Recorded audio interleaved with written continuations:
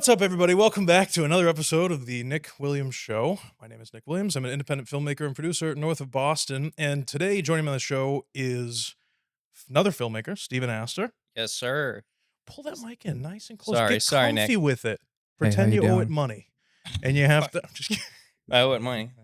Yeah, right? I'm kidding. Yeah, no, nice and loud for everybody to hear you.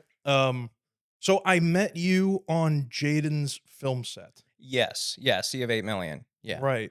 And I had him on a few weeks ago. And at the end of that interview that he did with me, we were going over a whole bunch of different projects and everything. And he was like, "Have you seen Steven's film?" And I said, I heard that he made a film because you told me on his set. Yeah, we talked about it. But I didn't have the link yet. And I watched the film. It's a great film. We'll get into all that stuff. But there's a little bit of a story behind it. But besides that, a lot of lore with that yeah, a one. lot of lore. And besides the lore, and besides me knowing you for all of 5 hours, Yeah, more like 8, but yeah. whatever, either way, and a couple of phone calls and text messages to get you here. Mm-hmm. Other than that, I don't know much about you.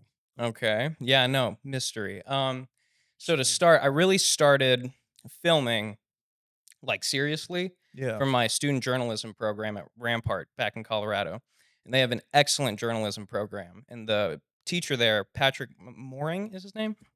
He taught me everything I knew. So are Or you from needs to- Colorado originally? Yeah, so I was born in Georgia in a town called Valdosta. It's almost Florida. It's like 20 miles from Florida. Okay. And the only thing I remember from that time in my life is a rainforest cafe. That's sick. Yeah, like I vividly remember going into a rainforest cafe or something like that. That's cool. Yeah. Then you moved to Colorado. Yeah. And then when you got up to, I mean, we'll get into the high school filming stuff, but Yeah.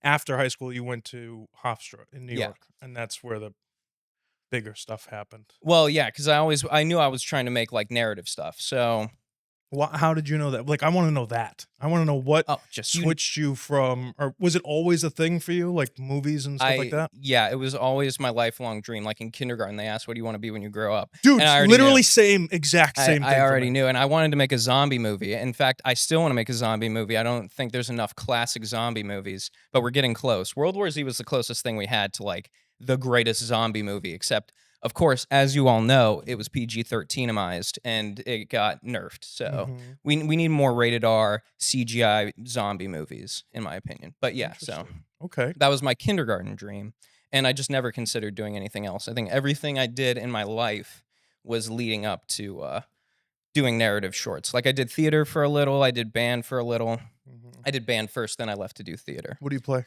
Saxophone, alto sax. It's Favorite, been years. literally It's been, favorite I could, instrument. I Besides the piano, thing. saxophone, piano. Yeah. And I dabbled in guitar until I did sax. So I'm really rusty on guitar, but if you give me like 2-3 days, I can learn a song. Cool stuff. Yeah. So when you were in high school, you Mhm. started doing a class that required you to use a camera. Yeah. So Rampart is like, we have the best student journalism program in Colorado. And I heard about them and I was like, I want to do this. So I just walked into class and I was like, hey, I want to do these things. And he's like, you got to take the class and you can be a head editor. Because I was like a senior. So that's like when you can do that. And I met some really interesting people, some people that are probably going places, people to watch out for. So Hadassah Nix is one of them. She had stuff like this when we were in high school. She was doing these kind of setups. I think she did an interview with Amy Adams, which for like Colorado student journalism is like pretty big. So I was next We're to talking her. teenage years. Yeah, literally. Yeah, that's And crazy. we won first in state for a little journalistic piece we did. I think it was on the soccer team, or it might have been on St. Patrick's Bald for Bucks. I can't remember. I have the certificate back home and I can't remember. That's all right. Yeah, but we all won that. So then I wanted to do films, like real deal films, because I like those 70s movies. Like the kind of films that I watched growing up were like 70s films, like Kubrick films. Yeah. And I just got obsessed with Kubrick movies. I mean, his movies are so like precise. Yeah. The rhythm on them is incredible. And the feelings you get are just so uncanny. Like he has such an intuitive style and it's so encapsulating. I mean, the music and the choices of characters. So I think it's safe to say that you're a film nerd. Oh man, there's a lot. And of I mean film that nerds. in the least insulting way possible, let- but let- like in a good way. Like you study film, you look at it, and it's more than just I'm watching a movie. It's a little bit of both. I mean, there are movies where you just watch, and then there are Sure, movies where you're sure. like, "Oh, But that ones that there's that. I wanna influence do you. that, and I wanna." Ones that influence you in your Exactly, career. I'm saying it's like a exactly. study to you. Yeah, like, I'll just say this, I'm a big Criterion guy, so that's Interesting. where I'm at in my film nerd life. That's cool. So Okay, good stuff. So you're making journalistic pieces in high school. mhm. Yeah, And just for then fun, just to get behind the why camera, learn how to edit before I yeah, got to film school. Because some people, they get into film school and then they learn how to edit. I knew I wanted to at least know how to edit by the time I got there and at yeah. least shoot, and make it look good, And then you get there and they tell you you're wrong and you have to use a different software and do all this other stuff, I'm assuming. But No, no, no. The professors at Hofstra will never tell you you're wrong. The students will. Oh, the yes. students will. And Yeah. that's when it gets fun. Well, so I think that like everybody, and I don't want to make the whole thing about shitting on film school because I didn't go to school at all, like a college, but Yeah. and so I have my views about it, you know. I was this close to not going to college. I was this close because it's like it's films, Well, but I got no, I'm not. So there's nothing wrong with going to film school if you do, but I just want it to be known that my opinion is that there's also nothing wrong with not going to film school. That's no, all it exactly. is. As long as But you're on sets. right, as long as you're working and as long as you're out there trying, then Hmm. you're good. But I think it's interesting that you say that the kids or the students at Hofstra will tell you you're wrong. I Hmm. think that film school in general, no matter where it is, Hofstra or USC or wherever you go, I think film school in general is full of people who want to be Spielberg, Kubrick, all these different people. So when you put all of the people that want to be number one Hmm. in a collaborative environment, it's all just competing back and forth of who gets to be number one. You know what I mean? Yeah, it's competition, but it's also collaborative. Like it's weird because I don't think art is a competition. Oh my god, we're the same. But it's treated as a competition, and the competition's kind of fun. Like, let's be honest. Like, film festivals are fun, awards are fun. It's all fun, but at It's the end of the fun day, in the it's not sense the that like final dictating voice. if you made a really cool film, and you did, but I'm saying if you, the hypothetical you, if you made a really cool film, I'm the first person instead of being like, "Oh, fuck that guy, he made a really cool," I'm the first person to be like, "Dude, that was so cool. Like, Yeah, that right, was so cool. right. Wanna come help me on my film?" You know what I mean? Or And whatever. that's how film works. I Like, mean, you never know that's who's watching. well, yeah, exactly, and that's the cool thing about, this art form in general. Um, but, okay, so you're in Hofstra, you're making stuff. Hmm. I really wanna talk about this film that you made, but Yeah, let's yeah. talk a little bit about film school. How was it? Was it different than high school? I don't know anything about No, of film course school. it's different than high school. I loved it. I loved all 4 years. Was it a dramatic shift for you culturally moving from Colorado to New York? Like, what was that like? At first it was Yeah, yeah. like at first I was like, oh my goodness, and then like it takes like 3 A or 4 day. months, Yeah. and it's everyone turns into the same person anyways, not like literally, but like everywhere's the same, Yeah. and people are the same kind of everywhere you go. Mhm. So it's like once you get over that initial cold water, it sort of evens out. Mhm. Okay. How did you get it? So I also know this about you, and I don't know how to Yeah, bring this up in conversation, that you do like production design, set yeah, big design, time. stuff like that. How Yeah. did you get into that as a like when you want to be Kubrick? You know what All I mean? right. Yeah. So okay. I was kind of an everyman on set, so I kind of like to do everything on set, which is something that I thought Kubrick did. And that's what the idea of doing Kubrick stuff is like when I be Kubrick, that basically means you want to have total control over your movies. Yeah. And I thought that meant like building the sets, getting the actors and doing all that stuff. You don't need to do all that. But I started doing production design really with Charlie, right? So on the Lost Weekend, we had Who met was just on last week, by the way. yeah, right. So watch that episode if you haven't already.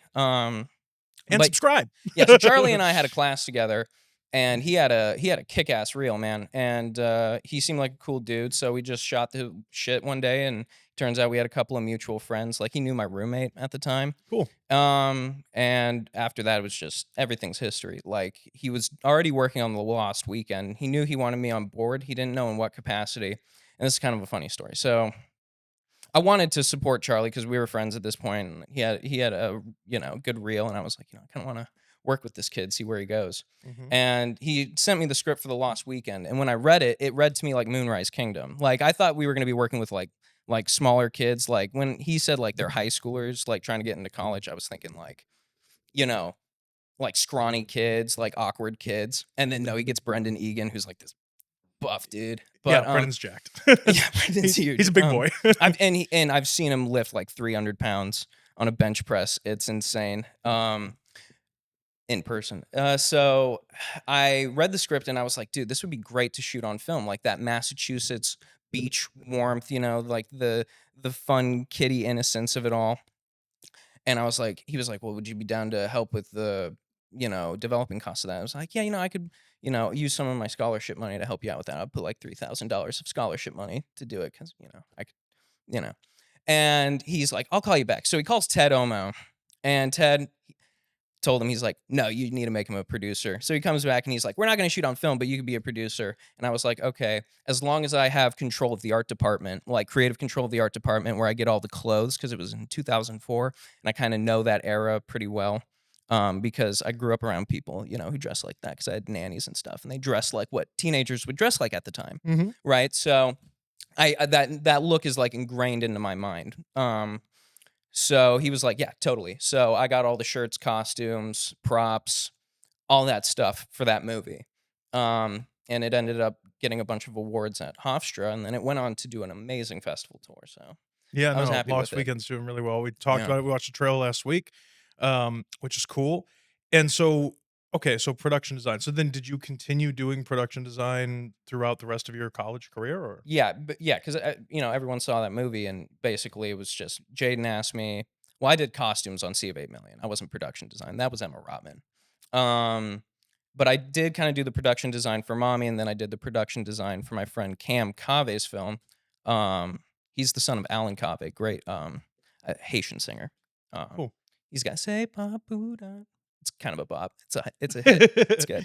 I like it.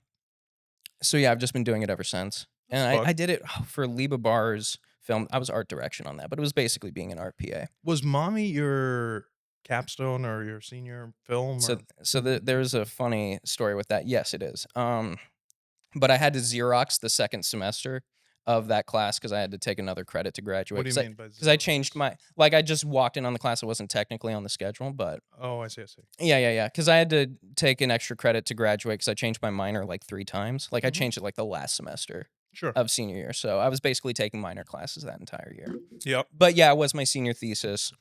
And I knew I wanted to shoot it on film because there's nothing like, okay, so you know how there's a lot of color grading tutorials on YouTube, and it's all like how to get a cinematic color grade, and it's like, Everything is how to cinematic everything on yeah. YouTube. All right, so kids, if you're listening to that and that sounds like you, what the look you're going for is like a 200T 35 millimeter on Panasonic. That's the look you're going for, and it's film. It's inherently celluloid Kodak stock film. That's the look you're going for. You won't get it in digital yet. The Ari Raw is pretty close though, but no, just the color depth. It's not limited by hexadecimal coloring. And by the way, the guy who created that, he actually went to Hofstra, so that's Pantone hexadecimal coloring. Film is not limited by that. It's like light burned onto like gelatin and silver, and it just has such a beautiful, thick, rich look that I wanted to work with because one, it takes place in the 50s and the 70s or the 80s, and there was no digital back then. So to really get you to that time period, you got to shoot on film. And with the bayonet mount lenses, vintage lenses, and Vintage zoom lenses. yeah, we did use a zoom lens for most of that stuff. Most of that film was shot on that zoom lens because I didn't want to be a tripod god. Like I wanted Yeah, I hate tripod. I'm a big dolly guy. I like dollies are the push-ins best. and movements and trucking and everything else. And Yeah, if there's not that, then it's just boring to me. yeah, You need tripod. Don't get me wrong. Like there are establishing shots and things where you can use a tripod, but especially when it comes to character, boring coverage shots. I yeah. hate boring It's coverage like, shots. well, it adds tone to dialogue, right? Like Jesus Christ, get out. You don't Sorry, have to my leave, you're fine. entourage is making noise behind the scenes. That's okay. That's all right. All right, so where were we? Oh, dolly shots. Yeah, so we actually did try some dolly shots before we went with the zoom. I liked the zoom in, just made it feel a little bit more delicate, a little bit more humanistic. Like the dolly is like for really dramatic moments, right? Like that ending, that's a dolly Oh, shot. my favorite shot is the one from the Christmas tree where it comes around and That's a dolly shot. yeah, Yeah. love that shot. That's very nice. Yeah, but for And like Jaden shot that, right? He was the DP for that. Oh yeah. Yeah. Okay, so let's back up though, because I want to know, first of all, the film is, I mean, give me your log line. I don't want to say what it is for you. You tell everybody, what is this short about All right. So the without giving everything away? so the official log line is Freddie retells Christmas in the app with the absence of his father. Christmas with his stepmother while his dad's not there for the holidays. But there are definitely some twists in there and Oh some yeah. tones and some Oh yeah. yeah. So, It's a kid who he's really enjoys spending time with his yeah, stepmother. he thinks he's sexually attracted to his stepmother, and his stepmother has like, a past unresolved love that she is now projected onto this Into her stepson. yeah, on her stepson. And Right. he just So so happens to have that fantasy for him. things happen. Yeah. And it's a very interesting and it's a very like mature film in the sense that if uh if a 15 or 16-year-old wanted to make a short film and said, "This is the film I want to make," I feel like a lot of people would be like, "Are you sure that's the film you want to Dude, make?" if a 22-year-old wanted to Well, make no, that, but yeah, but you because I made it. ran That's into why. So it's a little bit yeah, different. yeah, And I think, but so I want to know, like, where did the concept for the film come from? And there's a reason for all of this. You should stick around and listen because it's yeah, you just your this story, not the story of the film. Your story about the film and the way that things went is proves my point, which is part of the reason I wanted to have you on the show.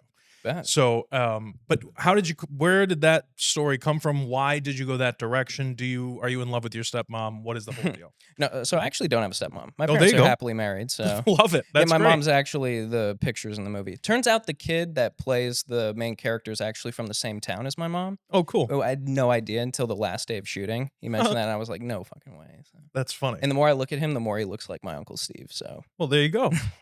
But how did you come up with the story for this short? um, Why this story? all right. So it's kind of sad. Was writing it. It kind of came down to like it was. I was just writing one day, so I wrote this like paragraph, sort of like this little short piece of fiction. You know how like Lolita's written in first person, Hmm. or no, it's not written in first person. It's narrated by Well, a like guy who's written in Oppenheimer's first written person. in first person. Yeah, yeah. Anyways, I wanted it to be sort of like a Lolita kind of thing. Hmm. Um, there's inspirations from Alyssa Nutting. She did Tampa, which is sort of a take on Lolita, and that's where the model's assistant because I had to do that for an assignment. Anyways, I'm getting lost in the weeds. So point is, Breathe, breathe. right? Slow So it down, yeah, because okay, these people that are watching have no idea what you're talking about. yeah, yeah, Like, you know what I mean? yeah. So skip to this moment if I'm not making sense. It started when my cat had just passed away, right? Oh, I'm sorry to hear that. And I had her for 17 years. It was a childhood cat. But at the exact same shelter we adopted her at 17 years earlier, there was a new cat named Cindy, which was the name of the cat that had just passed away. And same name of a cat that looked kind of the same breed was at that exact same humane society.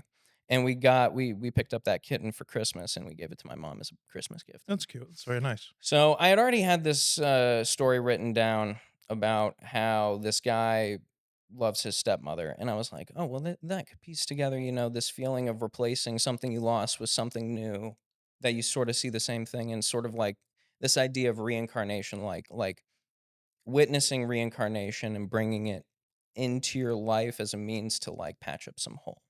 Like it's about dealing with loss and stuff like that. How you can never really fully deal with it. Right. The stepmom was in love with somebody else. Yeah, and she And names her stepson after right, right, uh, right, right, right. Exactly. her That's first very love. interesting. Yeah, Okay. So that was the concept. So you made the film. You had Jaden there doing director photography. yeah, And you shot it on film. What kind of film? 16 millimeter, mostly 250D. Okay. The scenes in the hospital were 500T. Okay. I wanted it to be a little colder, of course, Sure. you know.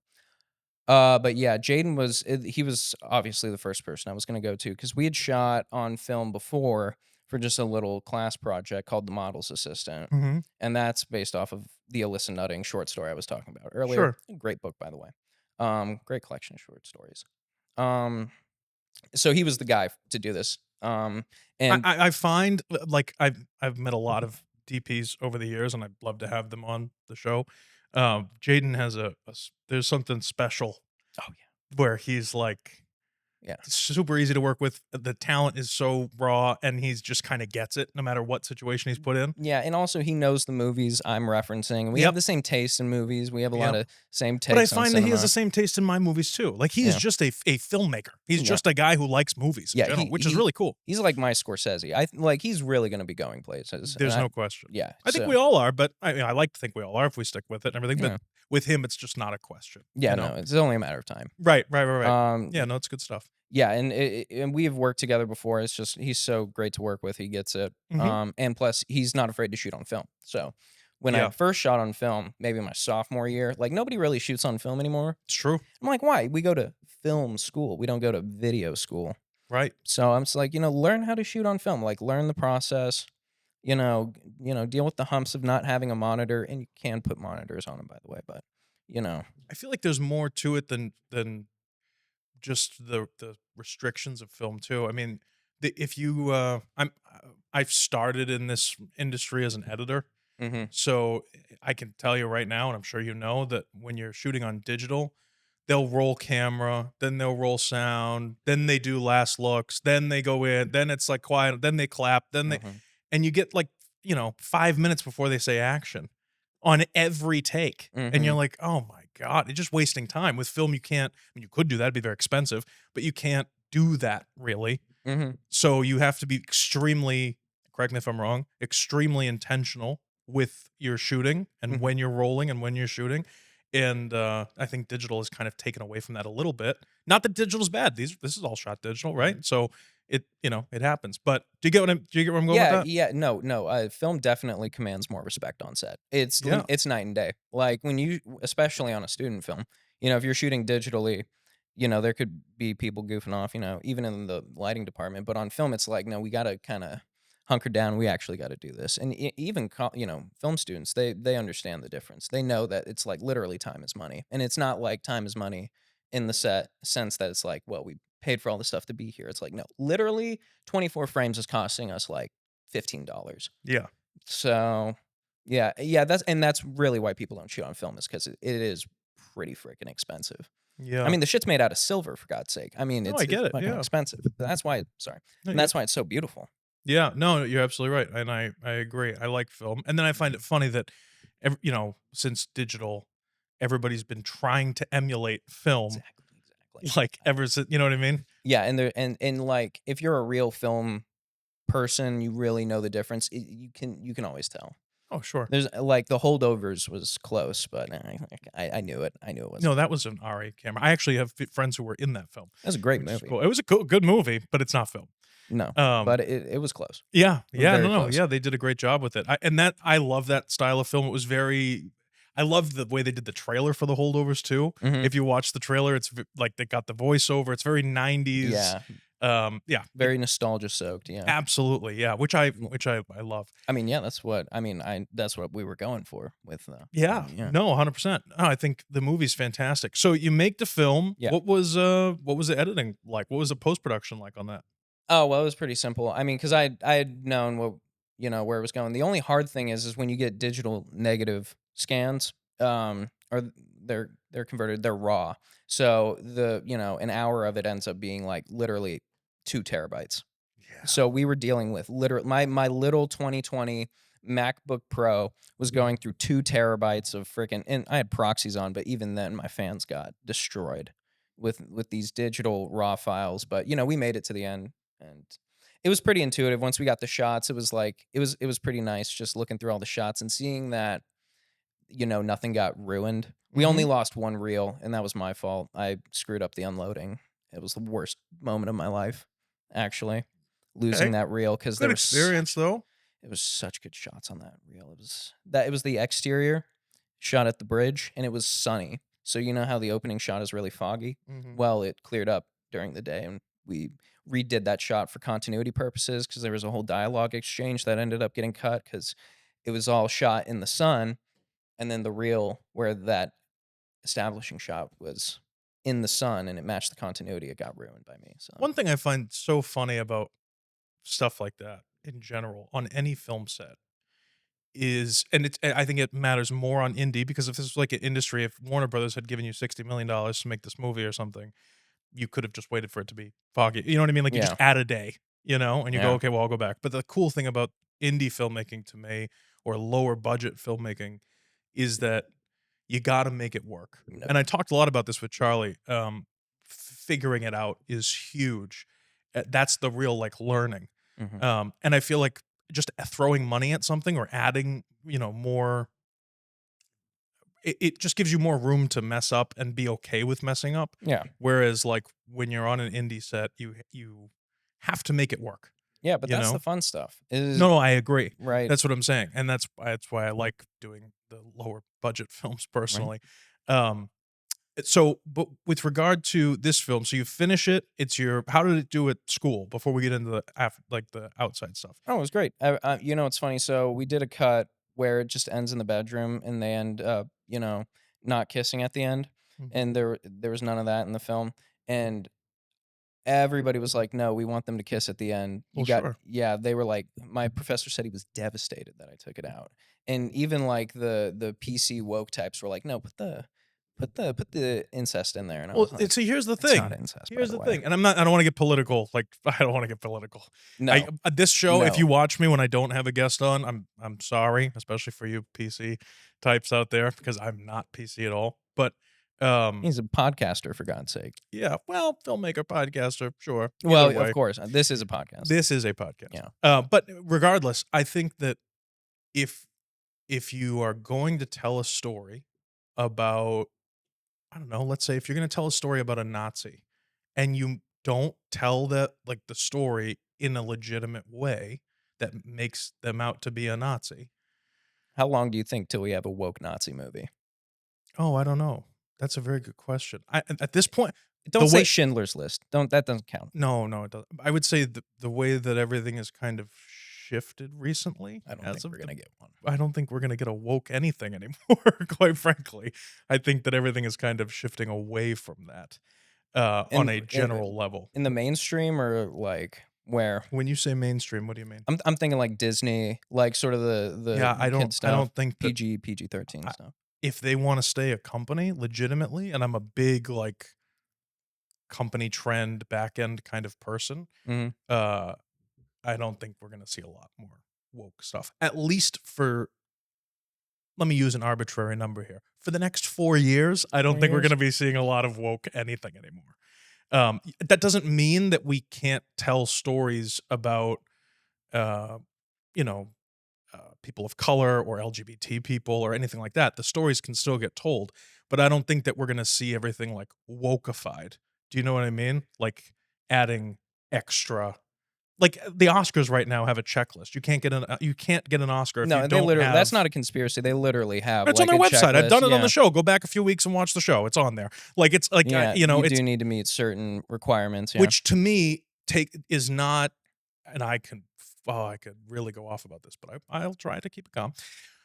I think that takes away from the art form in general, because if I'm trying to tell a story, but you're giving me requirements, now it's not my story Yeah. anymore. It's a story that you want me to tell. I mean, my thing is like Does I've that never not make really sense? looked to the Oscars for validation. No, but As okay, far as maybe anything you haven't, goes. and I'm not saying that I do either, but would you agree that the general populace thinks that winning an Oscar is the arbiter of success? Oh yeah, oh yeah, big time, Right? big time. So Hollywood's greatest honor. Hollywood's greatest honor, Yeah, but I wouldn't exactly. say it's filmmaking No, greatest honor, that's you the know? Palme d'Or.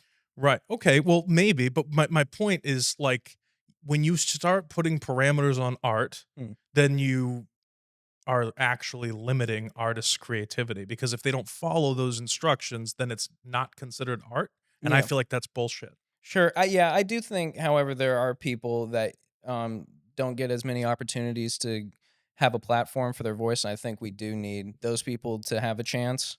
Of course, but you don't want But to. why is it my job? It's not. That's It's what not. I'm saying. It's for the person who does want to be woke. Then they can do Oh, and it. I'm not saying that they don't exist. I just Yeah. think that, again, trend wise, on a larger global scale, I don't think we're going to continue to I, see a push for yeah, the I don't think it's going to more be as woke. big as it has been in the last That's all It's I'm been pretty saying. big since like Obviously, if somebody 2016. wants to make a woke movie, they Yeah. can make it legal, whatever. They Yeah, of course. can make a woke movie. I just don't like, it's been the trend that everything is woke, Yeah. film wise. Yeah, I can agree. and I don't know if we're gonna be seeing a lot of that in the future, but again, I don't think that that Yeah. means that they should or shouldn't, Yeah, yeah, you know? I think yeah, I think it's just been such a big thing for the last 4 years, we'll probably just naturally see less of it. But like I said, Yeah, trend thing, who I knows? really don't know what movies are coming up. I mean, Well, I except wouldn't for a few, consider the so movie that you made to be woke, yeah, it just wasn't yeah, it wasn't a part of the script writing, like, it wasn't no, I mean, right? I Like, it's not yeah. would you consider that Mommy a woke film?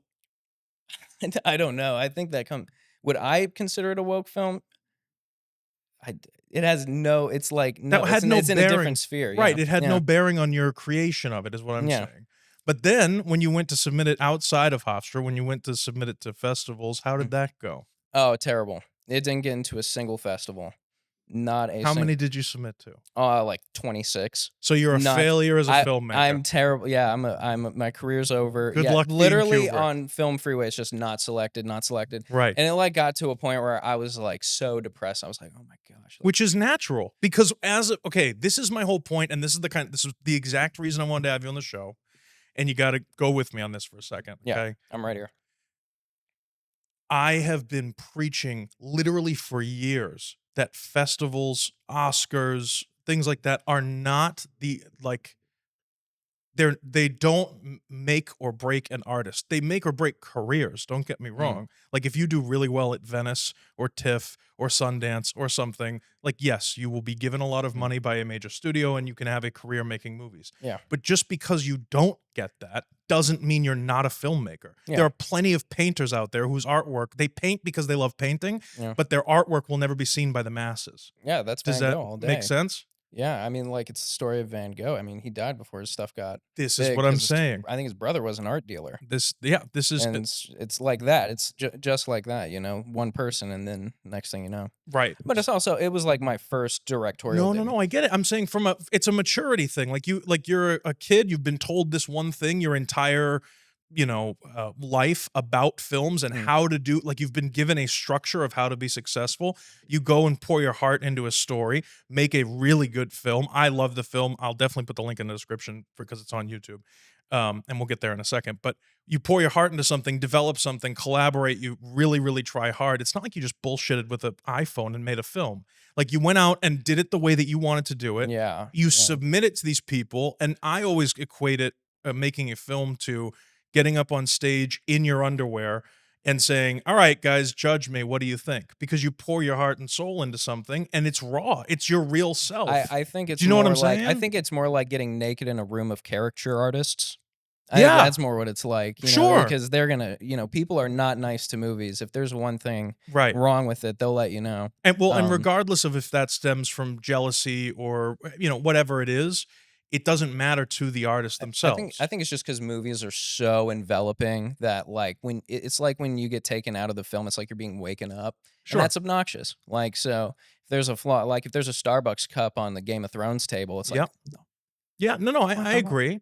I agree. But I'm But saying, like, because there are a lot of that's not people the out end of the there world, though. who get rejected from film festivals. I'm one of them. You're one of them.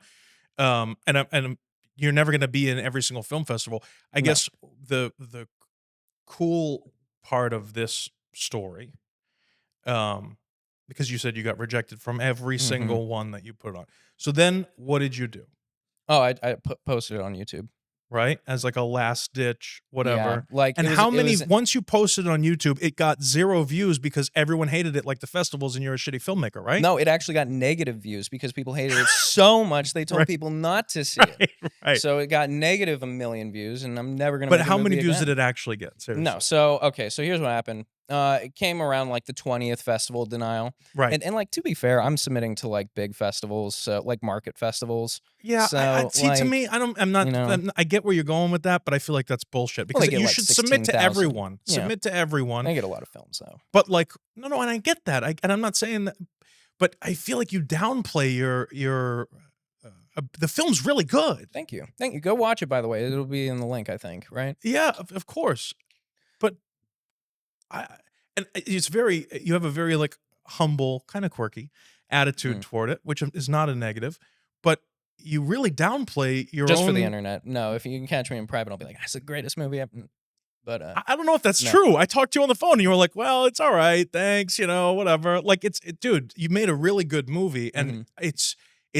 it's kind of heartbreaking that because you weren't accepted from every festival or whatever, from any festival, that your mindset shifted to maybe I'm not as good as I think I am. Like that's unfortunate. Oh yeah. I mean, it was like one of these things where By the the way, last the few film got films. 330,000 views. It's actually at like 430 Okay, right so now. it's at 430,000 views as of recording this show. I mean, like that's Mm. if that doesn't show you that the festivals aren't 100% right 100% of the time, I don't know what will. Well, Do you know what I'm saying? yeah. Well, there, somebody's gonna find something in everything. I when I was talking to Henry about this, he plays the Freddy.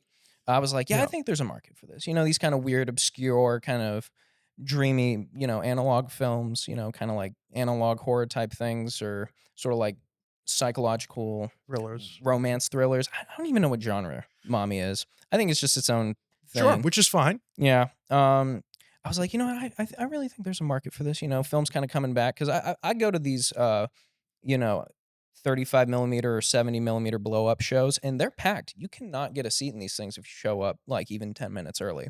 Like when I went to go see The Worst Person in the World on film at the BAM in Brooklyn, Mhm. uh, people were standing. Like people want to see stuff on film. They want to hear the projector hum. They want to see the richness of the colors. They don't even care about the cigarette burn at the top. Like people want that experience, that analog experience with the newsreels before, all that good stuff. People will pay for that experience. And that really inspired me to do this because I'd always wanted to do something on film, but that really like showed me that there's a market for this. And then when it ended up not getting into festivals, I was like, you know what? In a last like and almost like hesitantly I put it on there as like a sign of defeat, but no, it blew up almost instantly.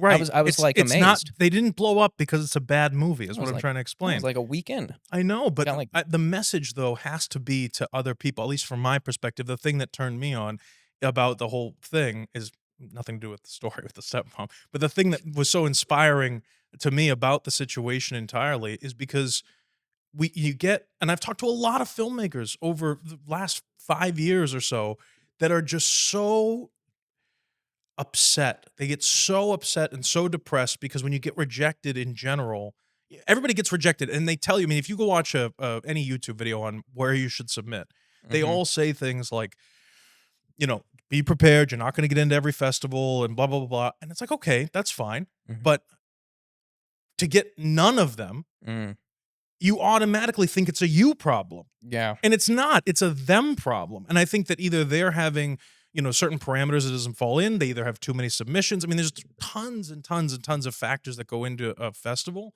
mhm, and picking the films for the festival. mhm, But that doesn't matter to the individual artist, that matters to the festival. yeah. And did you get any feedback of why they didn't pick you on any Oh, festival? no, no. Right. It's You just just it's no. a no. I wish So it they did, means though. that no, of course, of That's course. that's But what I I'm wish, saying just a if little they footnote, but when you submit to, what did you say, 30 something? yeah, 26. 26 festivals and they all say no and don't give you a reason why, you end up thinking to yourself when left to your own devices and thoughts that it's me that's the problem. Mhm. Why would you think anything differently?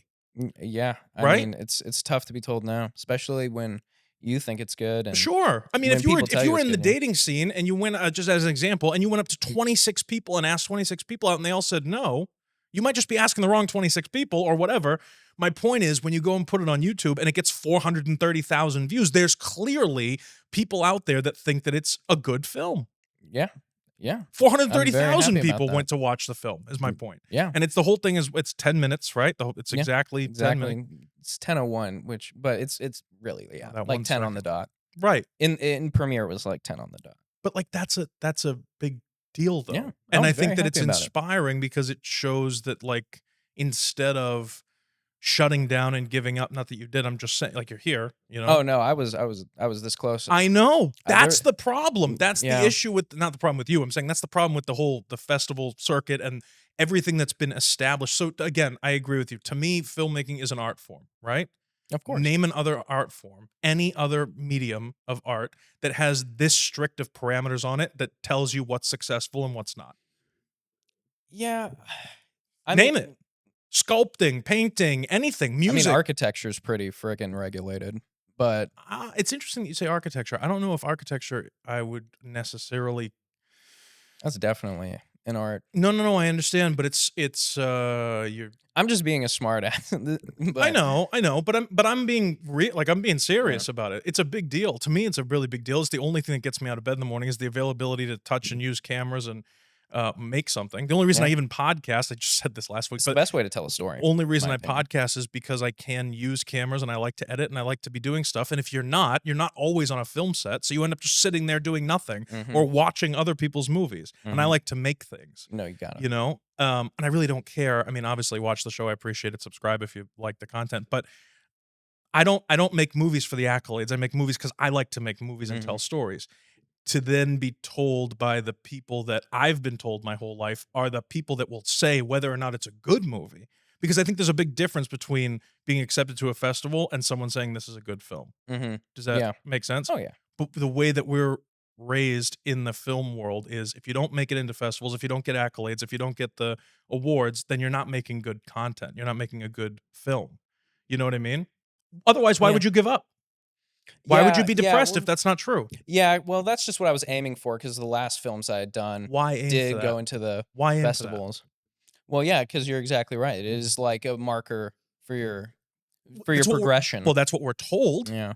and I don't agree with that. You know what I No, mean? I no. don't think that that's true. Yeah, and I just think, like, the markers of your progression or what you would call success are just so abstract anyways. It's like, well, what would you rather have? And, like, really ask yourself this. Would you rather be in 20 festivals or would you rather have 500,000 views on YouTube? I'm Right. sure it's gonna be like a 50-50. I'm sure just as many people would want either or the other. Yeah. But, yeah, you don't have to define your success by festivals, of course not, or your awards. No, Right. Well, I'm just you saying a should lot really of just define it by how you feel about the project and how you feel you did, and, so how do you feel about the project? I'm very happy with it. I mean, It's a I good as place to far as, be. like, directing goes, like, it was such a fun time because I love working with actors, and this was one where I didn't get, like, too involved with the crew. Like, I trust my crew enough to just take the wheel, like, with the lighting and, of course, I told Jane what kinda shots they were gonna be because I did have an idea for the film, but really my work was just dealing with the actors and making sure they, like, got the delivery right, and that stuff is so much fun, like, that's why I got into films, was to just work with actors to get the delivery right because Mhm. it's such a fun art and, like, like, the options are just limitless, and you can go anywhere with the actors. And I think it was, like, PTA, he said, like, "There's no better special effect than a good actor," and, like, the shot in Mommy where he's crying over the shoulder and it's those 2 close-ups, I mean, I just love that. That's my favorite scene I've ever shot. And it's so simple. It's just close up, reverse, reverse, and everything is just the actors doing the magic. It's No, it's I love amazing. I think it's great. And obviously I'd like to work with you on other stuff in the future, but I I'd like to think work with you too. yeah, we will. That's Yeah. not even a question. Well, it Um, was funny because when I knew Charlie and Jaden, they would always talk about you because they oh god. because they I took. can only imagine what that was like, Oh no, especially in they the were very. beginning. Oh no, sorry, that was a terrible voice crack. No, you're good, man. No, they were very nice about you and like It's nice to hear. you know, they had to learn this stuff from somewhere. I mean, Dude, I have a very so my entire professional life before because there's a difference between just making movies for as an art form and then taking it to like a business level. That's a yeah, whole different like category. yeah. So you're dealing with quirky, weirdo, hippie art people on the film side, and you're dealing with suit people on the business side Mhm. who are mostly, I would say, number crunching. Like, is this going to work? Is this woke enough? Is this what people want to see? Is this, you know what I mean? Like that kind of stuff. Mhm. And There's a so lot of that, yeah. trying to, combine those two, um, my professional background was finance, sales, Mhm. having to wear a suit all the time, dealing with all different types of personalities, big personalities, small I can personalities. imagine. And but then my entire life growing up as a kid, I always wanted to be in film and artist, painter, drawer, all this, sculptor, all these different things. So I kind of always was friends with the hippie crowd, and then I was forced into learning how to deal with the business people. Mhm. And I have a very militant, strict way that I run my sets. Yeah. And I'm only I'm only like that because I'm usually the guy writing the checks for everything. Yeah, yeah, So it's like that makes sense. I wanna make a film, and it can be really fun if we all do our job the right way. And well, yeah, obvious. Yeah. Okay, when you're dealing with Gotta hit your younger marks. people or when you're on a, film that is extremely low budget, Mhm. there is a tendency, not always, I work with some great people, but there is a tendency to kind of be very lax about it. Like, "Oh, Yeah, we're cause just well, chilling, cause making a it's cool always movie." the it's always the, "Well, you're not paying me, Damocles." It's like you can Right, you know, exactly. because they can just walk off and it's like But, I guess, and I have a very type A, big personality, whatever, and everything's gotta be a certain way. So, when I met people like Charlie and Jaden, like, don't get me wrong, me and Charlie, we've definitely had it out with each other on a set, you know? We're both big personalities. mm, Me and Jaden have also been, like, right there, but on the opposite end of the spectrum, we've been, like, crying in each other's arms when a shot looks amazing. yeah, So, it's like it's intense work. it's It's extremely very intense for intense. everybody involved, and we're talking, like, 12-hour days, Oh, 13, yeah. 14-hour days, like, you have to get it all done. So but the problem is, for me, if you if you're too lax or if you let it slide or whatever it is and you don't get something, everybody goes home after the shoot. You're left with all the stuff, and if you didn't get what you were looking for, Yep. nobody comes back. No, Yeah. nobody you know what I mean? It's like nobody it's I'm a big nobody will ever care as much about the film as the person whose film it is, if that makes sense. The Yeah. actors wanna do the best job they can, Yeah. granted, the DP and everybody else, but the person whose film it is, writer, director, combination of the 2, whatever it is, producers, people paying for things, nobody ever cares as much as they do. They No, just of don't. course. It's not their film. Yeah. No, So of at course. the end of the day, when the grips are like, "All right, we're done. Thank you so much. Have a good one. Here's your check. Thanks." Mhm. And they leave and you didn't get something, the grips don't go, "Oh, let me give you like 3 extra days for free because we didn't get the shot we were supposed." They don't give a shit. And Yeah. that's okay. They're not supposed to. Yeah. But I'm saying because of that, you have to like kind of run your set like the Yeah, way yeah, like you have 'cause to run it. You can't well, just like, yeah, oh, let people do they whatever they go to want, you work for know? 12 hours and the movie looks like shit. It's like, well, thanks for wasting my time. Right. So you got to make it look good, and sometimes people, sometimes you got to, tell Well, and people how to make it look good. it's difficult when you're working with friends as well because if Yeah, you I have haven't to found that to be the case. Not in my case. I mean, Sure, maybe sure. sometimes. I mean, working on Mommy, that was an incredibly smooth set. That was really nice. But Well, you yeah, had great work. actors and great crew. Oh yeah, the best crew. Yeah. Yeah, no, the best crew. Yeah, working with friends, I find I can speak a little easier when I'm working with friends versus when I'm working with like professionals. Like I try to I'm the opposite.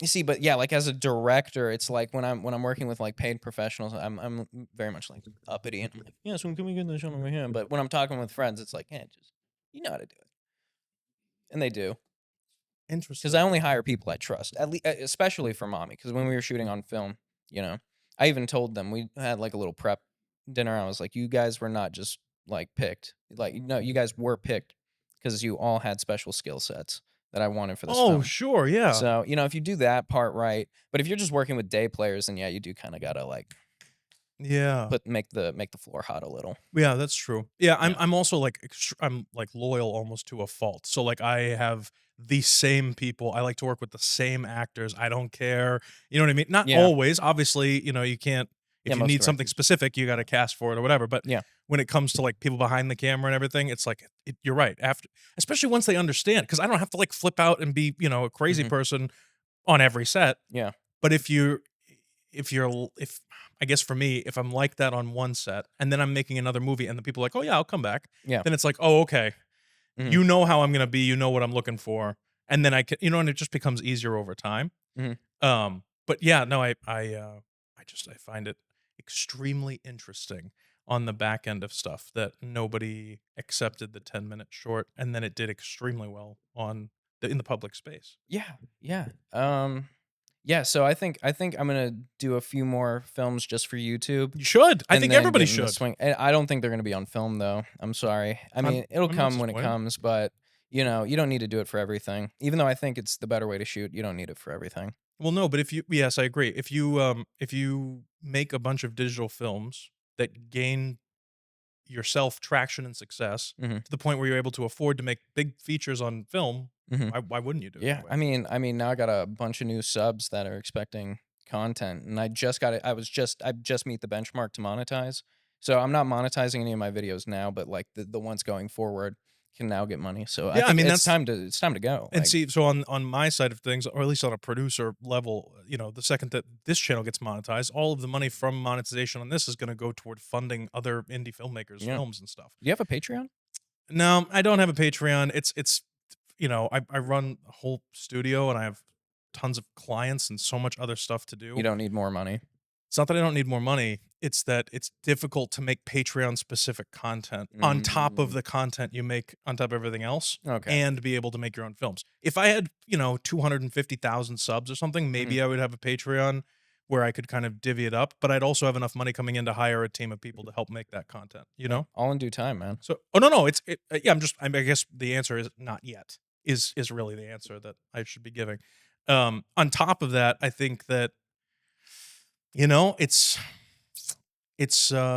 don't know, it's a labor of love. You gotta Totally. I don't really promote myself, I don't push my content out there. It's, initially when I started doing this show and everything else, it's more for me, for Mhm. posterity's sake, Yeah. so that when I get older, I can say, "Look at that young, handsome devil sitting there in the seat," you know? Yeah. And as I grow and as my company grows and as everything gets, bigger and there's more opportunities for everything, I am starting to push it a little bit more, but Yeah. it's not why I started it, you know what I mean? No, yeah, I think it's a calling.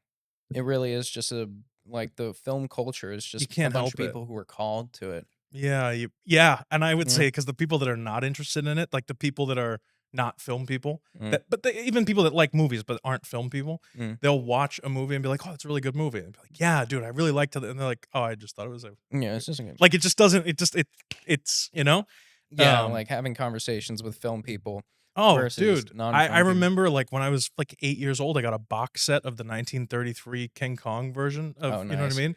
Yeah. And, big into King Kong for a long time, Mm, still am. But the 1933 version specifically proved to me that, like, anything can be done and you don't need ILM on, like, on your, you know what mm. I mean? On your Yeah. sheets to, like, make everything work. Like, like, you can see scissor marks on certain cutouts that they did inside It's the tough. film.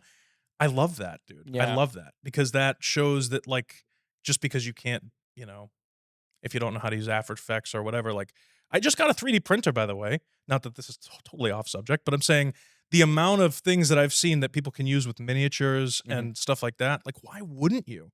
I just Yeah. feel like with film specifically, the possibilities are endless, Yeah. and Yeah. people that limit themselves by saying, well, we don't know how to do CG, so I'm just going to make this boring, thing about whatever. You know what I mean?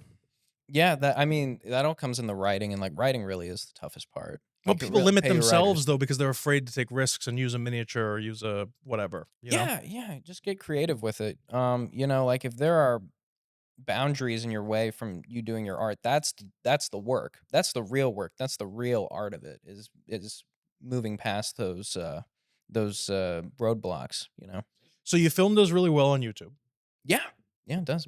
and you were on the verge of calling it quits altogether. This was before, You were yeah, depressed, I was, it was over, it was done. never touching a camera again. No. You might not even ever go to a movie again. This was my end of the second act. Right. Yeah. But then it does really well. Yeah. So what's the future hold for you? Probably more you well, okay, so right now More I'm YouTube movies. yeah, well, I'm producing a couple of films. I'm producing a film with my gal pal. We're doing that at the end of this month, and Fun. then I got another one that I'm doing production design for. Um, then there's a feature that somebody's talking to me about, but then When did it you know, and flip then for you? When did the flip depression, I mean, I'm sure like it around doesn't just the come and go. I get it. around But the 50,000 view mark. were you I'm like easy. you were like, "Oh god. I like this is cool." Yeah, yeah, yeah, around the 50,000 view That's mark. cool, And man. I was like, it's not stopping. So Yeah, that's a great place to be. yeah, that snapped me out of it. It's amazing what 50,000 views on YouTube can do for your self-esteem. True. Yeah. Well, it just I guess I don't know. My point is that it's there's no one way. There's no like just only this way is the only thing that will define you. Like that's such BS to me. You know what I Yeah, mean? of Like course. the festival thing. And it's a great, I don't know, it's a good story. Someone should make a short film about the making of. You know what I mean? That would be cool. Yeah. Because it's Yeah, inspirational well, pitching it to people was fun. Like trying to get producers on it was for mommy. yeah.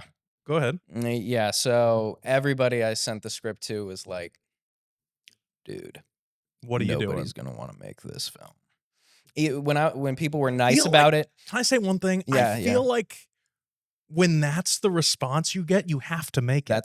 That's how I knew I was You know what I doing mean? something Like you can't like doing if everybody was something like, right. "Oh, this is gonna be the greatest film ever," it's like, No. will it? Yeah. You know? When No. people are like, "Ooh, this is edgy. I don't know if I want to be anywhere near this project." I'm like, "Great." To me, Yeah. bells start going off. Like, let's Yeah. make it immediately. I mean, that's how I kind of know something's going to be interesting and Different. watchable is like if somebody's like, "I actually don't know if that's going to work." Like that's actually a good sign. If Yeah. somebody reads your script and goes, "Wow, this is amazing."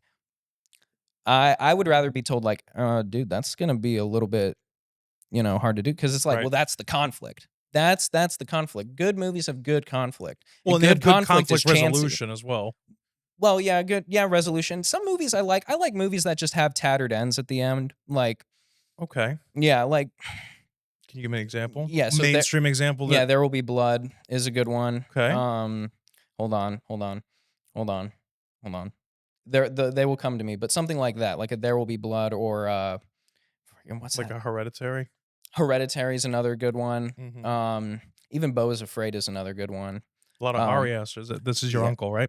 Yeah, so yeah, Ari Aster and I do have the last name, and people have talked to me. They were like, "Have you seen his USC student film?" And I didn't watch it What, There's until Something I Wrong with the finished Johnsons? Mommy. Yeah, that one. Yeah, that's a great film. I did not watch this film. I did not watch that film until I finished Mommy, just Good. so I could kick myself for knowing what I did wrong. I actually didn't finish it, so I'll rewatch it.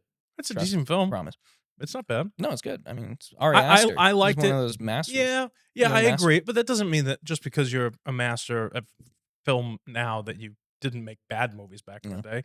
I think the thing that I liked about it was that it was telling stories or telling a story Mhm. that you would be afraid to tell. Yeah. If it was real people, like if it wasn't a movie, and you were telling that story about like, oh yeah, this happened with my neighbor. Can you imagine? Mhm. You would immediately be like, and this is true for your movie as well. Mm. If you found out that those people in your film were living next door to you and you found out this story, Mhm. if you went to tell a friend what happened with your neighbor in a public space, you would be like, all right, so here's what happened. Like you were like, let me tell you about these people over here. Yeah. Like it's a hush hush kind of Mhm. moment, but that doesn't make it a bad story. In fact, when you have those moments that are kind of toned down like that, people lean in and go, what were you telling me the story? So it's that's what I liked about Ari Aster's short, Something Wrong with the Johnsons. And I sent it when I first saw it. I sent it to everybody that I knew. I was every film part. I was like, "Have you seen this? Like, this is crazy." Yeah.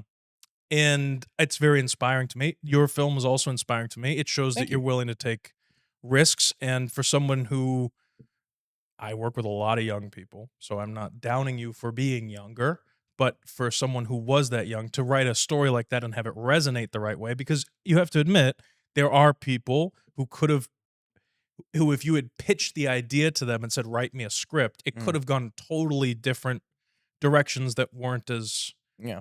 tonally mature. Well, it also just kind of came to me like the story itself kind of came to me very vividly. And usually when I have like a story idea that's very vivid, I know where to take it and I know tonally what to do with it. Sure. And it's sort of about like being Okay, in the that's a reins and- talent is what I'm saying. Oh. That's not a normal thing. A lot of Yeah. people don't, which is why there's not millions of famous directors. There's 6. You know what I mean? Like there's 10. So like Yeah. that's a big deal. Yeah. Well, it's just that's how I know I want to do it. It's just because that's what I like to do. That's what I love doing. Oh, and I thought of some movies with some tattered and Go. okay. So like any Kubrick, like if you did Clockwork Orange, Full Metal Jacket, The Shining, they just end and there's just unresolved. Let's see. There Will Be Blood. Do you think The Shining is unresolved? Actually, no. That one's resolved because they escape. Spoiler alert. Sorry. If you haven't seen The Shining, get away from me. No, literally. Like, where are you going? Yeah, no. Well, and Jack Nicholson's frozen at the end. Like there's a little they get away from him, you know? Yeah, like, that's they do get away. Wendy and Danny get away. Nashville is probably one, I guess. okay. I bet there's another Robert Altman movie. No, not California Split because he actually wins. Uncut Gems. There we go. Probably best example of like Yeah, just this is and hot take. boom. Not a fan. Worst take ever. Yeah, not a fan. No, stop making films. No, Yeah, that is the I'm only never way gonna. that So I'll movie never can stop end. making films. How That's for can that sure. movie end any other way? With the I just won $1 million, and you're like, good, give me the 250 that you owe me. Okay. Oh yeah. And No, then I we'll Venmo understand. it to you. I No, think, he needs to get shot, and that's how that movie needs to end. I think maybe it's my. It's definitely a me problem because like I'm not saying the ending to Uncut Gems was bad. I'm Mhm. saying I'm not a fan of the movie in general. Why? What? It's I'm saying the way that I like consume because I like the holdovers. Do you know what Okay. I'm saying? Yeah, So like you then like. that doesn't make Uncut Gems a bad film. I'm Mm, saying like I can see that it's a good film and I can see that it got the praise and why it got the praise that it got. mm. I'm saying for me the way that I personally at home That's how I feel about Good Will Hunting. yeah, like Good Will Hunting's a good film, but to me it's good. I've seen it. I don't need to watch it at 7 million times. Mm. Does that make sense? Oh yeah, I've got plenty of movies like that. Right? That I With Good Will Hunting specifically, that's how I yeah, feel. With Uncut Gems, it's a little and I love movies like that. it's a So little good. too all over the place for my stupid brain to comprehend as much as I need to. All the pieces are there. I'm not saying they're telling you, not. it's I'm saying the all the way that it's pieces are there. presented is a little it's a little much for me. I like think like do you watch anything current? Like do you watch like The Penguin on HBO? I didn't finish it though. Okay, I did watch it though. have you watched a few of the episodes at Of least? course. Oh So yeah. and it's comic booky and some of the things are like on the nose and you can see them coming as they're Mhm. coming. That's not bad for me. Like I Okay. watched that and I was like, this is still a good story, and I still appreciated like the production design and the makeup and all the other stuff around it. And I don't need films to be like that. But Okay. that's like one end of the spectrum. Uncut Gems was the other end of the spectrum where it was like, I gotta okay, we're in Africa. Okay, no, wait, we're here. Okay, Adam Sandler, and then Yeah. and I was like, all right, this is just a lot for me. Maybe I need to go back and rewatch it. For me, it's just so effective. Like I like movies that are effective and that really make me feel something. Like See, this is the problem. It didn't yeah, make me feel anything because I was too really. overwhelmed. That's what I'm Really? saying. It Well, was too that's the overwhelming. feeling. That's the movie's about I a don't guy like who's to feel betting like overwhelmed. $30,000 on like 6-leg parlays. Like it's supposed to make you feel uneasy. Like this guy's in it with the mob. Like what? I think that's just the mark of effective filmmaking if it's so overwhelming. That you Because that's can't probably watch it? what that probably feels like. Betting $60,000 Oh, on the sure. Which Celtics. is why I say I can understand why it got accolades and why people thought it was a great film. Yeah. People thought it Pe- was a great film. Yeah. Let's see. What else we got? Oh man, I wanted to hit like what kind of movies do you think are overrated? Like if you had to say Uncut Gems. Uncut Gems? No. I'd say most overrated movie, A Beautiful Mind, the Russell Crowe film. Oh my That god. movie is I had to watch that in like 8th grade in movie- class. We watched it. I think it I don't even remember what class it was for. probably psychology. They're like, this is the I mind of didn't a take a madman. psychology course in 8th grade. Oh yeah, I We guess they don't have those. Right. Well, I don't remember why we had to watch it, but we watched it and it like yeah, I mean, it was only like later in life that people were like that I heard like, "Oh, Hmm. Beautiful Mind." Such a and I'm like, I like "What?" one Best Picture, and I watched it. I was like, where did this Men in Black shit come in? Like halfway through the movie, like, Yeah. this guy's losing his mind. He's not gonna be on a spy journey. Yeah. Like if you're Films that are overrated. Um I think a lot of modern cinema. I was kidding. Uncut Gems is not overrated. It's a good film. It's just a little much for me. That's all I'm saying. it's Specifically, yeah. Uncut Gems is a little I much could for see me. how people would say that. Right, and that doesn't make it a bad film. It's just a little much for my personal taste. That's all. I think. Uh, Give me an example. What do you think is something that's overrated? Oh my Let's gosh. give me like a time period. Give me Okay. something. All right. All right. All right. All right. So I'm gonna piss everyone off now. I have my letterbox thing So memorized. I think in it is like The Fault in Our Stars, uh, Ladybird. I can hear the hounds coming with that one. Um, actually, I think it's more fun to talk about overhated movies. overhated movies, Overhated. Yeah. like ones that are actually good Yeah. that people hate on. Yeah. Okay, go. Give me Yeah. like I'll an I'll example. start. Tenet. Tenet's overhated. That movie's a masterpiece.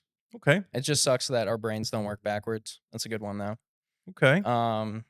Clash of the Titans, the remake. The CGI one. Yeah, okay. That one's overhated. Let's see. Oh, Star Wars Episode 2.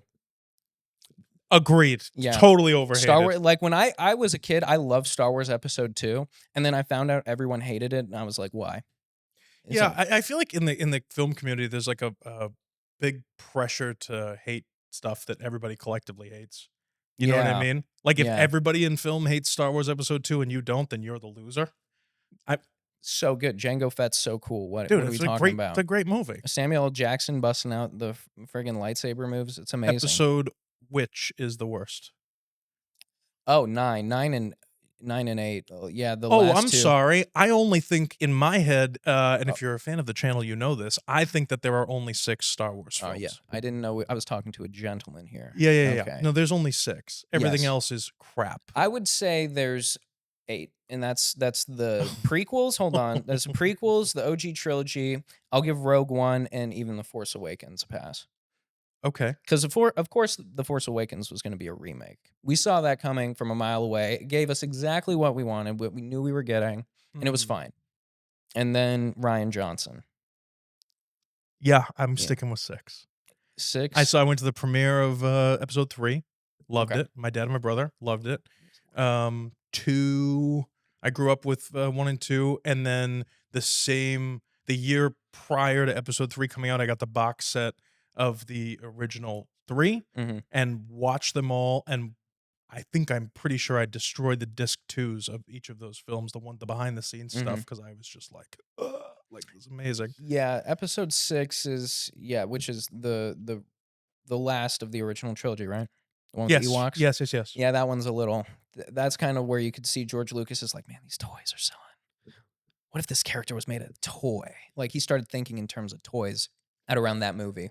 So I'd love to know how you feel about this, and this could be a whole other podcast episode.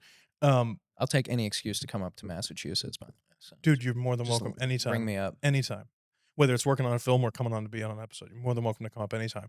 Heck yeah. Uh, they've been over the years like digitally remastering these things and replacing some of those ships with digital ships and adding in people riding on giant creatures for no reason. Mhm.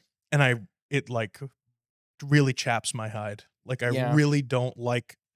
It would be the same thing as going and painting eyebrows on the Mona Lisa to me. I think Yeah. it's such a waste of time, and it detracts from the moment in time when the movie was initially made. Yeah. If you want to redo something, It's remake the movie. It's just so big though. Like it's such I know. it's I'm not such a disagreeing with you. I mean, it's so in the lexicon of pop culture that like people will just use it just to play with it, just to have fun. And I Oh don't no, no, have no, any no! problem. I'm saying they're re-releasing copies. Like if you go to Oh, buy episode like 4, official 5, or 6, releases? yeah, Disney? Like Disney's doing it? yes, that's what Oh, I'm saying. oh hell no. If you go rent episode 4, it's not a model of a ship coming over. Now it's a CG ship that comes over in the opening shot of fucking Star Wars.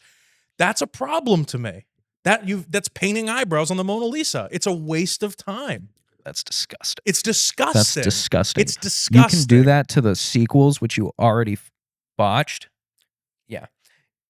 Don't touch those original trilogies, okay? George Lucas. They've been touched multiple times. Just multiple times. George, if you're listening to me, dude, we He has know no you have control. the negatives. We know you have the negatives in the ranch, bro. Please. Yeah. Just re-release the original freaking negatives. Let's gut it with the CGI stuff in the original trilogy. Yeah. Do that for the sequels. Yeah, not a fan of I think a lot of films today are over CGI'd. Oh, It's yeah. like totally a cop out, and Yeah. I think that it detracts. Again, it's such a fine line to walk because people that work in CGI stuff Mhm. are extremely useful and beneficial, Oh yeah. and some of them are great people, and I know a lot of them. But when it comes to miniatures and puppets and like where is that? We need more of Hey, that. you're preaching to the choir. I love pre-digital cinema. Like, love it. There's so much atmosphere in just a digital or like. Speaking sorry. of Kubrick, what about 2001 with the pen floating and it was on a Yeah. piece of plexiglass? Yeah, like That's that's amazing. sick. That's like better than anything. Like it's more convincing to me when it's done practically. Mhm. Like that always is more convincing to me because like growing up with computers watching CGI go from like 64-bit resolution stuff to like really advanced graphics, it's like I just know that I'm watching computer graphics. Like, and if I'm gonna be in a piece of entertainment that's all like digital graphics and motion graphics, I'd rather just play a video game. That's more fun. Like I go to movies for like stories about characters and like the People. atmosphere of the theater, and like digital cinemas today, like mainstream, like AMC's and Regals, like they do nothing for the atmosphere of films and for the sort of tone of films. Like I'd rather go see like a blow up in like a city hall theater on Mm, 70 millimeter where with they folding actually, chairs. yeah, exactly. Like that's fine. I don't need the reclining leather chairs and all that stuff. Yeah. Like honestly, just do the projection, let it be on film, and it has such an atmosphere. It actually adds to the narrative in a way that digital doesn't. And all digital films are just all like made by committee now Mm. because they cost so much money, and like doing movies is such a gamble now. It's like it has to be made by committee. This is But my point. but the best films are made by auteurs, and that's not to say that it's just the director doing everything, because it's not. It's Oh, always, no, no, it's totally a collaborative effort, yeah. don't get me But wrong. like the original script and like, the process of taking that initial vision, is best in the hands of somebody who wrote the thing by himself or herself or themselves. Yeah, or, like, if you're a writer and you're not a big director type person, but you have a friend who's a director who's you know what I mean? If a collaborative kind of thing, like, you can pass your script off to somebody else and Oh be on yeah, of set. course. And that's You don't exactly have to how be I a do it. writer and a director, and you don't have to be a writer if you're just a director either. Yeah, if Um, you're a director, yeah, like you can totally adapt stories or sure, parodying sure. them, you Yeah. know. Yeah, yeah. So, you I know, feel like there's just an overemphasis on spending, money to make a good film as opposed to developing a good story these days, and, it depends on where you look. I mean, yeah. Hollywood, I'm Yeah, if saying. you're looking at Hollywood, of course. Which is where everybody's trying to get to. Well, this okay, again, I think everything the industry as a whole is shifting, right? Mm, But I think that generally speaking, when a first grader says they wanna make movies, yeah. they look at Hollywood as their end goal, if they're in Idaho or Colorado or Yeah. somewhere, Yeah. as opposed to now you can be kind of anywhere. Yeah, yeah, and that's what I thought, because I was initially, when I was gonna go to film school, it was either LA or New York, and of course I got into some schools in California. I went to LA and I was like, I used to live there. I would never do it again. I would rather yeah. fight my way into the industry on the East Coast. I would rather be here and struggle and do everything else and meet great people and network and make movies and enjoy myself here on the East Coast instead of capitulating to whatever they say in Hollywood telling me that my movies suck or my stories suck and I have to do it their way Yeah. and everything else. And then, by the way, I'm sorry, LA people, it's not all of you, but most of you have no personality. I talked to a guy I can't deal with it. talked to a guy who's native LA, born and raised, and he's like, I People was that like, "What have do you think about the LA people?" And he's like, "No, it's not LA people. It's people who go to LA to enact the LA lifestyle. Those are the Mhm. people Yeah, that you're talking about." they But don't understand things like sarcasm and humor and yeah, well, not my it, style. it's I'm a the New England guy. I just am, you yeah, know? and there is like a cultural thing where it's like the people in LA, it's like all presentation Mm, versus like in New York, people will tell you what they think, which is like it's a better to learn there, on the yeah. East Coast. So Well, it's hard truths are good. yeah, and it's also like all my idols are like New York cinema, filmmakers. So it's like it can Mhm. be done here, and it was. I met a lot of great people. So Yeah. No, it's great, and I think you personally, having known you for this extra hour now, mm, I think you have a very bright future. I'd well, obviously so love to work with you on future sets and stuff, but I think you're extremely talented and you obviously care, mm, which is, something that I feel is lacking across. People don't, really, care as much, as they should. Not everyone, and you know people that do, and I'm not saying that you don't, and hmm I know people that do. But I think generally speaking, we have to get back to it's not about the titles, it's not about what you're doing or how successful you are. Like people just need to care about telling stories again, yeah, no, and, definitely. you're a extreme representation of that to me, which is why I wanted to have you on. Yeah, and my message would be I think people shouldn't be scared to tell their story. Any story. Literally any story. Mhm. I Uh agree. yeah, like there's a movie out there for everyone, and there's a movie that's always crazier, more twisted, more less woke than anything you can make. So like really sky's the limit. It's not But about yeah. being woke. Can we get into this woke thing for a second Oh my here? God, no. Well, no, because no, it's Can we not. talk about the economic and political state No, of the no, no, no, world right no. It's now? not. Listen, the woke thing to me is more about the controlling of an artist's of what they're trying to make. Mm, uh, It's not as much about the I the think it's like really it's the weaponization of social media. why do you feel that On way? I think that's what it is on both sides. On the form of like, all right, let's say you're somebody who's a little bit more left wing and you want to be more woke. Well, a lot of it More is woke? You're left wing and you want to be more woke? yeah. I'm just doing hypotheticals Ah, here. okay, okay, I'm listening. Like, let's say you want to get your way with something. Mhm. You know, you could tout something as being anti woke, and now you've got your woke people on your side. But if you're on the other side of things, you Mhm. call something woke, it uh makes it like a target for people on the right side of things, right wing, left wing. Interesting. I think that It's just identity politics, no, and I it's agree. I hate so it. I boring. think it's so dumb. I wish that it wasn't like I agree with you 100%. I don't like when people have I guess my idea of the woke thing, right? Hmm. Is like anything mainstream Hollywood whatever capitulates to whatever they think the Well, right they're thing just to do trying to is. sell the demographics, and there's That's more my point. expanding It's not demographics it's than not ever. cinema to me. Yeah. Cinema is telling stories, real stories, fake stories, telling stories that are interesting stories that don't have necessarily parameters around them. Hmm. It's like you set your own parameters. Do you know what I'm Yeah, of saying? course. So when I say Mm, like, oh, the woke thing or whatever, it's not necessarily the content. It's about you made a movie that now doesn't go anywhere on a mainstream accolade style level because it doesn't hit certain points that they need you to hit in order for it to be sellable, I guess. yeah. Would you disagree? Would you say that Hollywood would not have picked Yeah, well, I mean, they had to react to the whole, boycotting the Oscars thing. They wanted to be a little bit more diverse because big celebrities were boycotting the Oscars. I don't think there's anything wrong with being diverse. I'm just saying like you if I don't know, if I want to make a story if you wanted to make your story and they said, "Listen, this is great," but they would have if they Mm. were a minority, then we would be able to buy it from you. But since they're not, it's shit and it's rejected from everybody else. I don't feel like that's the right thing to do. You had a story. This is the story you were telling. Yeah, of course. I mean, Does it make sense? It yeah, doesn't I mean, guess I by the see way, what that you're going for. if the other if another person made that same movie with a minority cast, Mhm. like I don't think that that should get into all the festivals that you were rejected from solely based on the boxes they're checking. Is what I'm saying. Like the movies deserve to be made. Yeah. It's more of a matter of like you're not successful because you weren't woke enough. That's not fair to me. Is what I'm saying.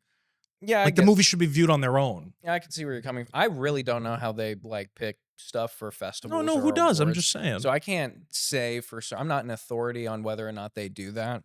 Um, Look at what's out there being sold. I will say, yeah, there's a lot of woke stuff. I mean, you're never gonna see a movie about a woke liberal that becomes a Republican. I have yet to see a movie like that, Yet to be made. and has yet to be maybe that could be my zombie movie. It could Like be a a woke cool. zombie turns into a Yeah, Republican zombie. I guess. I don't know. I like to stay away No. from politics in general No, because definitely. when you're sitting at I say that, but then I talk about politics on my show too. But I think when you're at home sitting with your parents or your brother or sister or your cat or whatever else, Mhm. and if you're having a Lizard. conversation, Yeah. you don't get into like you don't necessarily like this idea that you're around the Thanksgiving table. It's always like an outside thing when you get into politics. It's like extended family you get into politics with or Mm. whatever else. Like when you're at home and you're dealing with your day-to-day life, Mhm. those are the stories that I'm talking about. Mhm. You know what I mean? Yeah. They're apolitical. It's like it's not about like the things Yeah. on a general like countrywide level nobody really cares about. And so when the movies force those things into your it's like less than good, you Yeah, know? I'm so picky with my movies already. Like, Watching movies or movies you make? just movies I pick, to watch. Yeah. And yeah, of course, movies I make too. If I wasn't so picky, I'd probably made, like, 10 times as many movies as I do. Oh, But sure. I haven't, it takes me a while because the writing just takes so freaking long. Because you wanna get it right, right? But yeah, I'm already super picky with my movies, so, like, it just adds to the white noise of it. So it's like Yeah. I hear you. you know? I know. I think that there's a future out there for people that is different from Hollywood, Yeah, I think there's gonna be an indie boom again. and, well, I think we're at the precipice. Oh, yeah, Like, it's definitely. starting, So and, yeah. like, Tarantino just came out we just talked about this on my show a couple weeks ago. Tarantino just came out and said that film is dead. They've been saying that, No, he no, I know, and that the last good listen to this, the last good year of was films was 2019. Yeah, 2019. I think he said that at Sundance, right? Right, it's like, Yeah. what a load of shit. Well, Like, yeah, what are yeah. you talking about, Have you heard dude? of this? There's a Mark Twain quote. He said, "The death of cinema had been greatly exaggerated." That was made in like 1922. They've Right. been saying this shit forever. And what I think he was talking about was 35 millimeter, 70 millimeter, 16 millimeter projection because he's an analog guy. He wants to like start war against the digital cameras and digital projection. And Mhm. he's right. Like 35 millimeter projection is like so niche now. You can only find it in like LA and a couple spots in New York. Like it is very niche. And developing houses are pretty rare now. And there's no space for 16 millimeter projection. Yeah, he's right. Like the analog style, the theater he grew up with is probably dead. And Okay, and when they invented sound, all the people that were in silent films were pissed off about the sound people and now. look what happened to silent films. Right. And it's scary, I you know. I But well, I get it, but I'm saying the industry is clearly changing, and I think it's opened up the door. The cool thing about the availability of technology mhm, is that it really because it's so available, because so many people can become filmmakers, mhm. like, you really have to be good to stand out. Well, yeah, yeah, of course. I mean, and there's so many films these days, and there's so many good films too, especially coming out of the indie circuit. Agreed. It's like, yeah, it's tough out there, but that's inspiring to me because it's like Agreed. Thank you. that's what's inspiring. It's like there's so many good people making it happen. It's like you can be a part of this wave, and you can make it happen. Like you can make films, and you can make them good. I've been saying You it for just years. need enough money and time, and I would if say you, time over money. yeah, for locations. Like if you can get locations, you can just about do everything else for Yeah, cheap. which, if you're somebody every time I go into a place, I always try and make friends. Like, if I go into a restaurant, I'm the person that makes friends with the server, always. Just in case you want to use their Yep, location. I'm not kidding. Mm, I'm not kidding. schemy. I do it every single time. Everywhere I go, I am always on the lookout for a location. I have Hmm. walked up to people on the street and said, have you ever considered acting? Are you an actor or whatever?" Mm, Because of a certain look yeah, or whatever. I'm big into personalities and yeah, I love characters. So if I yeah, meet somebody who hits me in a way been that I haven't seen yet, I'm like, "Can I get your info?" You know what I mean? yeah. Life is Always, electric. People are always. electric. So I think I don't know. I just love people, Mm, and I love making movies, yeah, and I really appreciate you being here and coming on. Mommy is on YouTube, and the link again will be in the mm, description. Definitely subscribe, yeah. and so that we can make more stuff. Hmm. And would you have anything else? What do you got? Yeah, just like and subscribe to Wilco Media and watch Thank you, Mommy on my YouTube channel. And and subscribe to Steven as well. Steven, where can people find you? Where can they follow yeah, you? yeah, I'm changing my YouTube all the time, but right now it's w.wastor, like w.wastor, Cool.